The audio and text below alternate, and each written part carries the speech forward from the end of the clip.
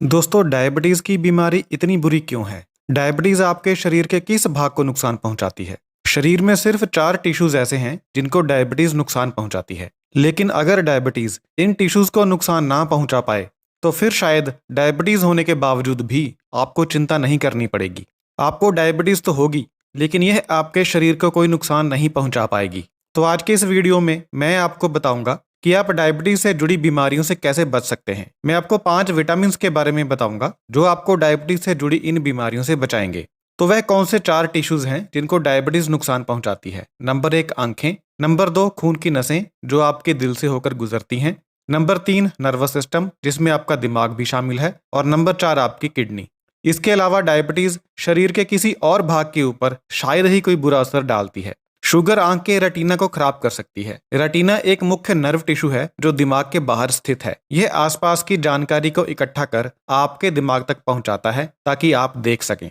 अगर आपने आंखों के ऊपर पड़ने वाले डायबिटीज के बुरे प्रभाव को कम नहीं किया तो आप अंधे हो सकते हैं। आपको मैक्युलर डीजनरेशन हो सकता है, आपको कैटरेक्ट हो सकता है, या फिर आपको ग्लूकोमा हो सकता है। आपको आंखों से जुड़ी बहुत सारी बीमारियां हो सकती हैं। इसके बाद डायबिटीज के कारण आपकी आर्टरीज को नुकसान होता है, यानी खून की धमनियों को नुकसान होता है। आपकी आर्टरीज के अंदर एक परत होती है जिसे कहते हैं एंडोथेलियल लेयर। यह परत हाई ब्लड शुगर के प्रति बहुत ज्यादा संवेदनशील होती है।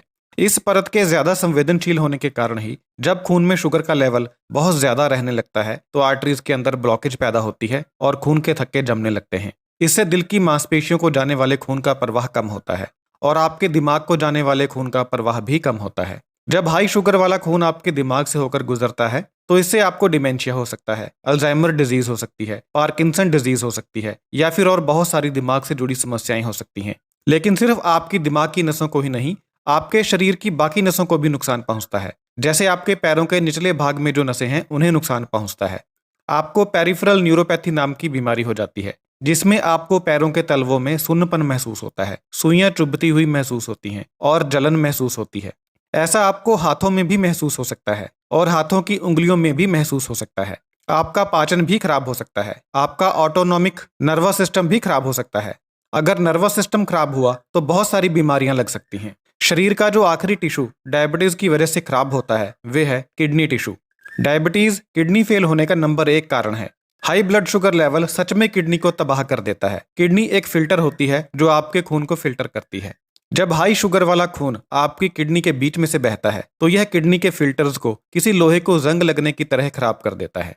आपके खून में जो रेड ब्लड सेल्स होते हैं उनमें हीमोग्लोबिन होता है जो कि एक प्रोटीन है। जब खून में शुगर ज्यादा होती है तो यह शुगर इस प्रोटीन के साथ मिल जाती है। जब ऐसा होता है तो एक कंडीशन पैदा होती है जिसे कहते हैं ग्लाइकेशन। ग्लाइकेशन होने पर खून में शुगर और प्रोटीन आपस में मिल जाते हैं और एक चिपचिपा सा पदार्थ बनाते हैं जो टिश्यूज में फंस जाता है और उसे खराब कर देता है और उसे काम करने लायक नहीं छोड़ता। इसी को A1C कहते हैं। आप HbA1c टेस्ट करवाते होंगे, हीमोग्लोबिन A1c। A1c एक नंबर है जो यह दर्शाता है कि आपके खून में कितना हीमोग्लोबिन ग्लाइकेटेड हो चुका है, और यह वह हीमोग्लोबिन है जो खराब हो चुका है। और इसे आप HbA1c टेस्ट के द्वारा माप सकते हैं और पता लगा सकते हैं कि आपकी डायबिटीज कितनी बुरी है। तो अब आप ग्लाइकेशन को समझ चुके होंगे। ग्लाइकेशन होने पर जो ग्लाइकेटेड हीमोग्लोबिन बनता है यही सारी समस्याओं की जड़ है, यही सारे अंगों को खराब करता है। अगर आप ग्लाइकेशन के प्रोसेस को रोक पाएं तो आप डायबिटीज से जुड़ी बीमारियों से बच पाएंगे। 5 ऐसे विटामिन हैं जो इस ग्लाइकेशन के प्रोसेस को रोकते हैं। सबसे पहला विटामिन है बेनफोटामाइन। यह विटामिन B1 की एक किस्म है। यह विटामिन पेरिफेरल न्यूरोपैथी को ठीक करने के लिए जाना जाता है और ये आंखों के टिश्यूज को भी ठीक करता है। मैं ये नहीं कह रहा हूं कि अगर आप इन विटामिन को खाना शुरू करेंगे तो जो नुकसान आपके शरीर को हो चुका है वह ठीक हो जाएगा, लेकिन यह डायबिटीज से होने वाली कॉम्प्लिकेशंस को कम करेंगे और जो नुकसान इस समय आपके शरीर में हो रहा है उसे कम करेंगे और ग्लाइकेशन के प्रोसेस को धीमा करेंगे। तो बेनफोटामाइन पहला विटामिन है जिसका सेवन आपको करना है ग्लाइकेशन को कम करने के लिए। दूसरा विटामिन है विटामिन सी। विटामिन सी बहुत ज्यादा ताकतवर एंटीऑक्सीडेंट है। यह आपके हार्ट के अंदरूनी हिस्से के लिए बहुत अच्छा होता है, लेकिन इसके साथ साथ यह बाकी टिश्यूज के लिए भी अच्छा होता है। विटामिन सी हमेशा आपको पौधों से प्राप्त करना चाहिए। सिंथेटिक विटामिन सी नहीं लेना चाहिए। विटामिन सी ग्लाइकेशन को कम करता है। अगला विटामिन है विटामिन डी। विटामिन डी सबसे ज्यादा महत्वपूर्ण विटामिन है। यह शायद सबसे ज्यादा महत्वपूर्ण है। विटामिन डी ग्लाइकेशन को बहुत ज्यादा कम करता है। चौथा विटामिन है विटामिन ई। मार्केट में 2 तरह के विटामिन ई मिलते हैं, टोकोट्रिनोल और टोकोफिरोल। आपको पहले वाले का इस्तेमाल करना है, टोकोट्रिनोल का। ऐसा नहीं है कि दूसरी किस्म अच्छी नहीं है, लेकिन पहली किस्म ज्यादा अच्छी है। विटामिन ई ग्लाइकेशन को कम करने के लिए बहुत ज्यादा इंपॉर्टेंट होता है। आखिरी विटामिन है विटामिन B6। विटामिन B6 भी ग्लाइकेशन को कम करता है। तो ये है वह 5 विटामिन जिनका सेवन आपको करना है ग्लाइकेशन को कम करने के लिए। इनके अलावा और भी बहुत सारी चीजें हैं जो ग्लाइकेशन को कम करती हैं, जैसे कि टमाटर और पालक में पाया जाने वाला alpha lipoic acid, green tea में पाए जाने वाले फाइटोन्यूट्रिएंट्स, पुराना लहसुन, करेला, फल और सब्जियों में पाया जाने वाला क्वर्सेटिन और हल्दी में पाया जाने वाला करक्यूमिन।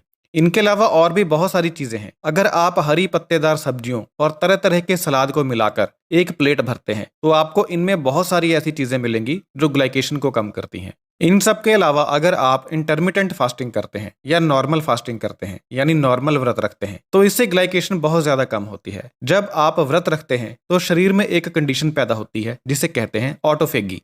ऑटो का मतलब होता है सेल्फ यानी अपने आप, और फेगी का मतलब होता है ईट यानी खाना। तो ऑटोफेगी का मतलब हुआ सेल्फ ईटिंग यानी अपने आप को खाना। ऑटोफेगी शरीर का एक ऐसा तरीका है जिसके द्वारा शरीर अपने डैमेज हो चुके सेल्स को क्लीन करता है, और डायबिटीज में यही तो हमें चाहिए। जब ग्लाइकेशन होती है तो यह प्रोटीन्स को डैमेज करती है। यह प्रोटीन शरीर के द्वारा इस्तेमाल करने लायक नहीं बचते और यह अंगों को खराब करते हैं। जब आप व्रत रखते हैं तो आपके शरीर में ऑटोफेगी का चक्र शुरू हो जाता है। आपका शरीर अपने आप को खाने लगता है यानी इन मरे हुए प्रोटीन्स को खाने लगता है। यही है ग्लाइकेशन के बुरे प्रभाव को कम करना और डायबिटीज से जुड़ी बीमारियों से बचना।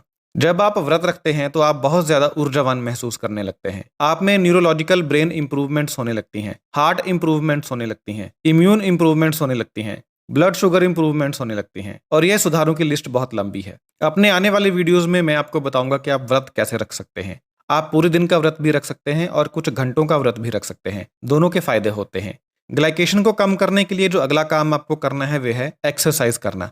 एक्सरसाइज करने से भी ग्लाइकेशन कम होती है। तो ये था वीडियो डायबिटीज से जुड़ी कॉम्प्लिकेशंस को कम करने के बारे में, बीमारियों से बचने के बारे में, ग्लाइकेशन को कम करने के बारे में। उम्मीद है आपको जानकारी पसंद आई होगी और यह जानकारी आपके काम आएगी। अगर आपकी जानकारी में कोई है जिसको डायबिटीज है तो उसे ये वीडियो जरूर शेयर करना। Thank you so much.